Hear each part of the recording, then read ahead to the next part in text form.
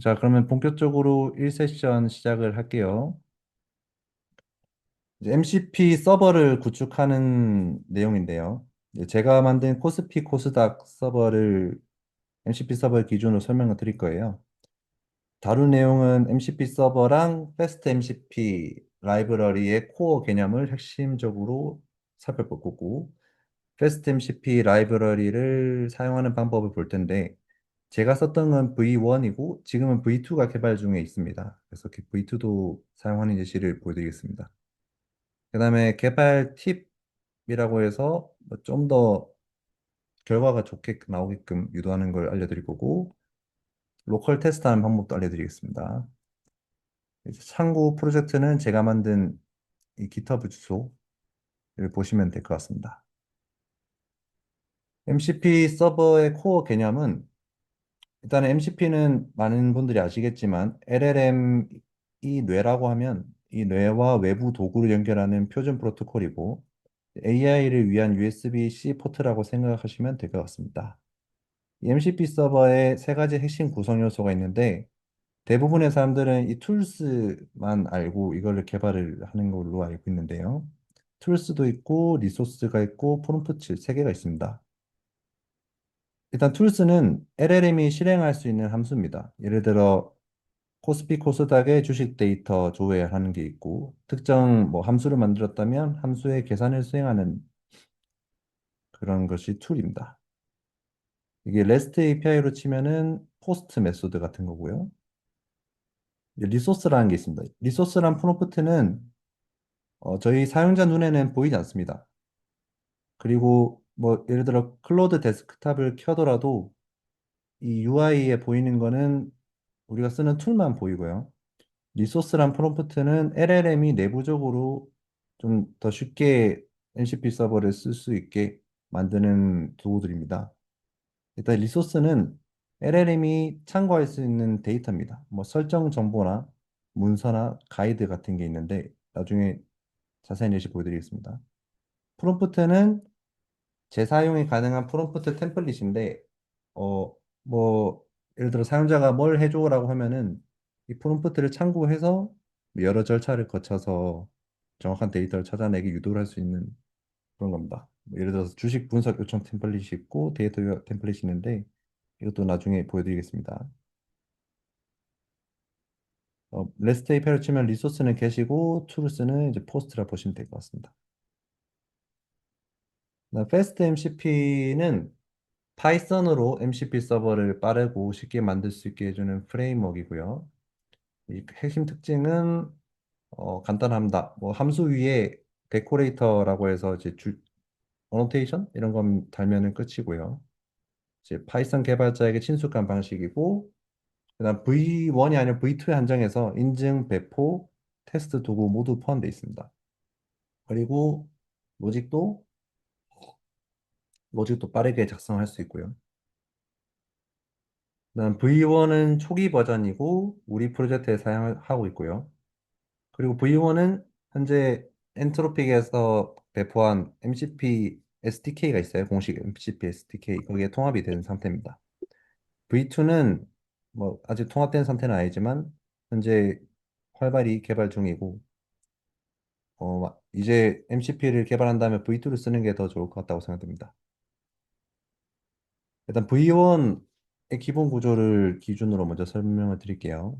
코스피 코스닥 서버의 예제를 들면은, 일단은 코드를 보면은 MCP를 객체를 먼저 정의해요. Fast MCP 객체를 정의하고, 이건 단순히 제목입니다. 코스피 코스닥 서버라고 제목을 지었고, 거기서 쓰는 의존성들을 이렇게 명시적으로 디펜던시라고 해서 적어줘야 됩니다. 뭐 사용자 입장에서는 코스피 코스닥이 PyKRS 라이브러리를 의존하는구나라고 쉽게 볼 수 있죠. 그럼 아까 보여드렸던 핵심 개념 중에 툴이 보이죠? MCP 툴이라고 이렇게 데코레이션 달면은 이 함수가 LLM이 쓰는 툴이 되는 겁니다. 이거는 모든 주식의 티커들을 불러오는 함수라고 보시면 되고, 요거를 구현 내용이 뭐 여기 아래 뭐 있겠죠? 그 다음에 리턴 값으로 주면은 LLM이 이 툴이 필요할 때 이거를 불러서 리턴 값을 받아가지고 사용자에게 예, 아웃풋으로 보여주는 그런 형식입니다. 이제 파이썬 스크립트의 맨 밑에 보시면 보통 메인 함수를 정의하고 그 메인 함수에서는 MCP 여기 불렀던 best MCP 객체를 런을 시키는 그런 동작을 하게 됩니다. 이게 stdio 통신 방식이라서 이런 식으로 돼 있고 아마 SSE나 스트리머블 HTTP 방식은 또 다르게 정의를 할 겁니다.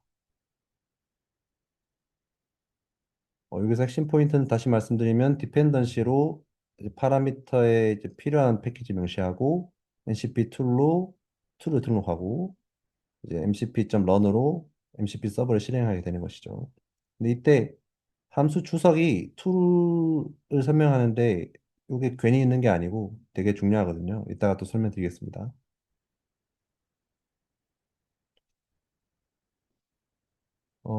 V2를 보면 V1이랑 크게 다르진 않은데요.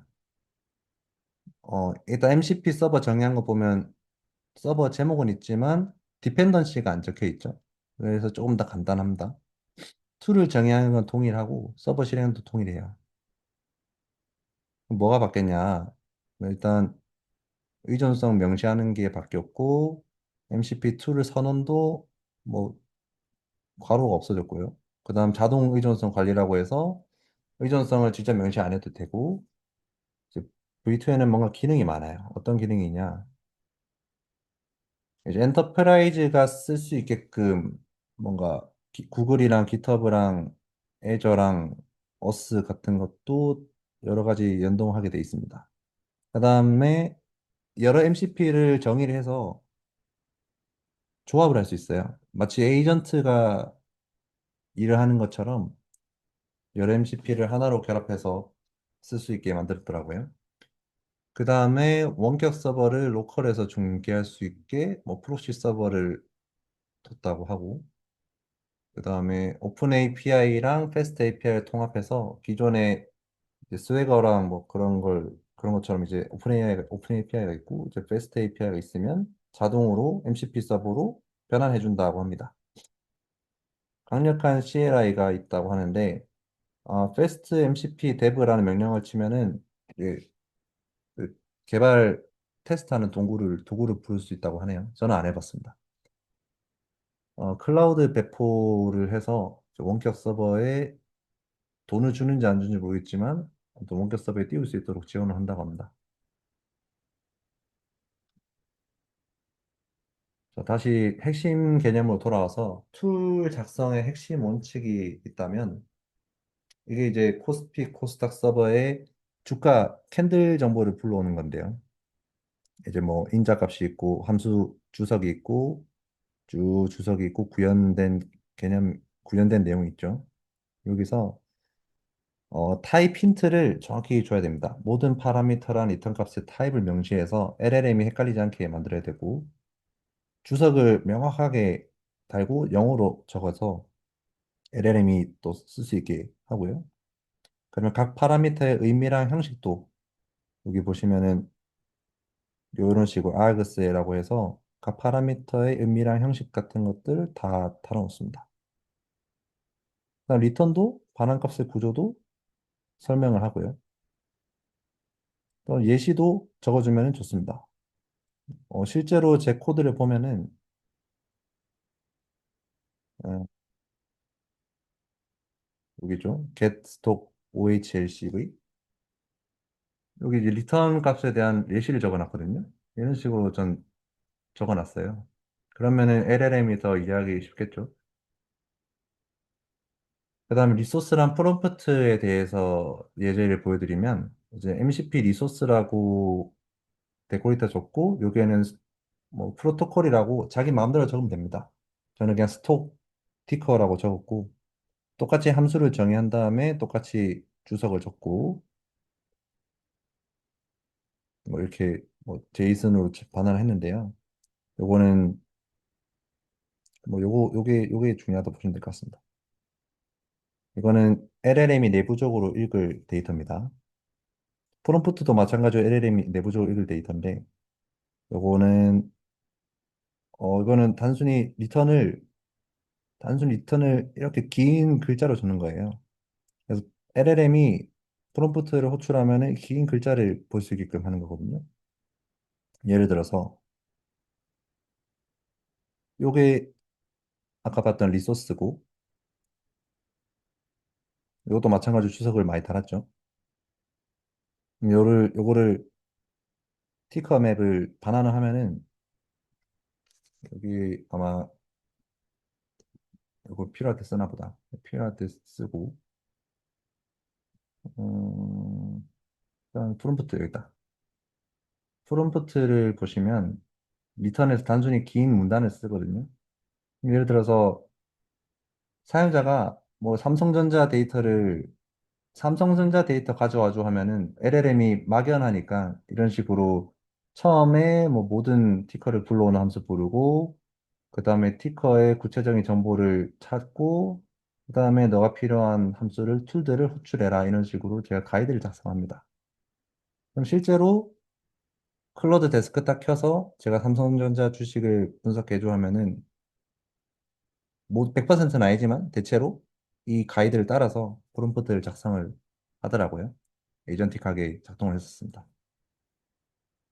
뭐 그런 식으로 썼습니다. 주석을 많이 달아야 되는 이유는, 다시 말씀드리면 LLM이 이해를 해야 되고, 자동적으로 스키마를 생성하게 도와줄 수 있고, 또 LLM뿐만 아니고 MCP 서버 코드를 보는 개발자나 사용자 모두 이해하기 쉽게 할 수 있고, 유지보수도 뭐 읽을 게 있으니까 유지보수하기도 좀 좋겠죠. 영어로 작성해야 되는 이유는, 대부분 LLM은 영어에 최적화되어 있고 글로벌 사용자도 이해 가능하고 NCP 프로토콜 자체가 영어 기반이고, 또 오픈소스다 보니 다른 글로벌 개발자들도 쉽게 이해하기 위해서 영어로 작성을 해야 됩니다. 상세할수록 좋습니다. 에러 처리도 중요한데요. 예를 들어서 뭔가 났을 때 단순히 그냥 에러 코드만 띡 던지면 LLM 입장에서는 툴을 호출했는데 에러가 났습니다 하고 끝내요. 대신에 익셉션을 캐치해서 에러 메시지를 뭔가 상세하게 남기면 LLM은 사용자한테 좀 더 구체적인 정보를 줄 수 있겠죠. 그러면 디버깅 할 때도 좋고, 사용자 입장에서도 뭐 어떤 상황인지 또 알 수 있고 또 좋은 것 같습니다. 그다음에 이거는 뭐 입력 검증 함수 분리라고 되어 있는데, 보통 개발자들이 개발할 때 핵심 로직을 놔두고 뭐 이런 검증 함수 같은 거는 따로 둬서 좀 유지보수성 올리잖아요. 이것도 마찬가지로 뭐 이런 유틸성 함수는 따로 분리해서 쓰는 게 유지보수에 더 좋습니다. 그다음에 로깅은 뭐 좀 최대한 많이 하면은 MCP 서버가 종종 에러가 나거든요. 왜 에러 나는지 추적을 할 수 있어서 로깅도 많이 해주시면 좋을 것 같습니다. 그 다음에 로컬을 개발하면 테스트를 해야겠죠? 아까 전에 V2에는 fastmcp dev라는 명령으로 쓸 수 있다고 하는데, V1에서는 저기 엔트로픽에서 제공한 MCP SDK에서 제공하는 MCP 인스펙터라는 게 있어요. 이게 공식 도구고, 실제 LLM 연결 없이 그냥 기능들을 테스트할 수 있어요. 사용 방법은 이런 식으로 복사를 해서 제 코드, 이 MCP 서버 코드에 리파지토리에서 이 명령을 그대로 쓰면은 됩니다. 그러면 뭔가 삥삥 돌고 인스펙터가 실행이 되고 있다 하면서 웹 인터페이스가 나와요.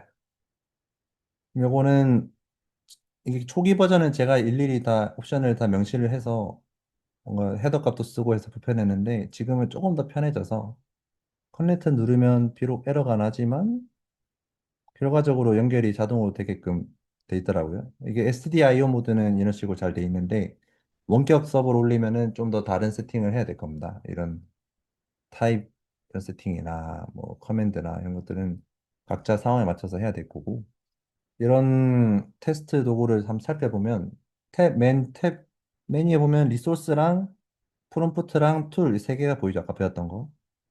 리소스 탭을 누르면 리소스 리스트를 보여줘 해서 누르면 세 개가 나옵니다.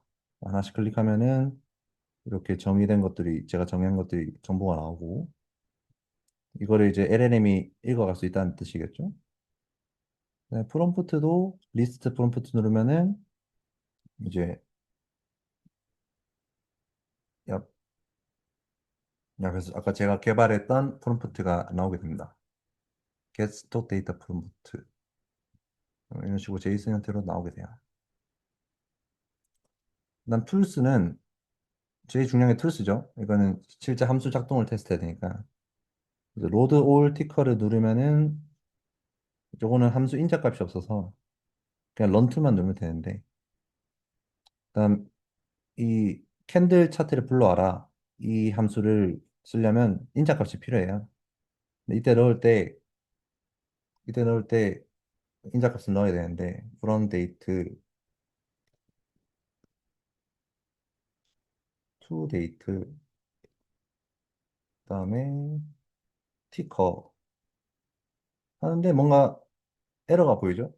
왜냐하면 이 웹 인터페이스는 실제로 내부적으로 제이슨 키값을 구현을 하고 있기 때문에 실제 제이슨을 쓸 때는 스트링을 이렇게 쓰잖아요. 제이슨 값을 쓸 때. 이런 식으로 해줘야 에러가 안 납니다. 이런 식으로 해줘야 됩니다.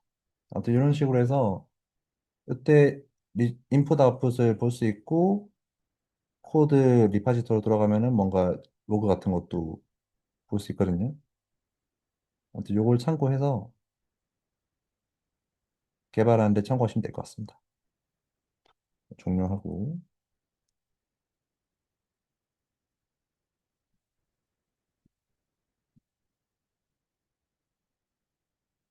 어, 다음 질문. 그래서 아까 제가 말씀드린 내용을 이렇게 다 설명을 드렸고요. 그다음 fastMCP dev 명령어 V2에서는 이런 걸 쓸 수 있다고 하는데 뭐 사용법만 간단히 살펴보면 이렇게 명령어를 치고 그 MCP 서버 파이썬 파일을 올리면 된다고 합니다. 이렇게 장점은 명령 하나로 할 수 있고 의존성도 자동으로 관리하고 뭐 일단 좋다고 합니다.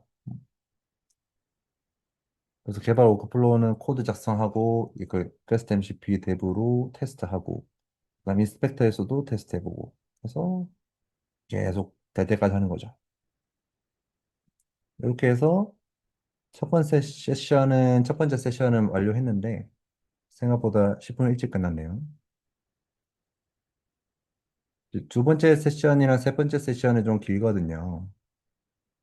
그래서 일단 첫 번째 세션으로 일단 끊고 한 10분 정도 쉬었다가 두 번째 세션, 세 번째 세션 진행하겠습니다. 아마 그 뒤로 갈수록 시간이 부족하다고 느낄 수도 있을 것 같은데 최대한 시간 맞춰서 해볼게요.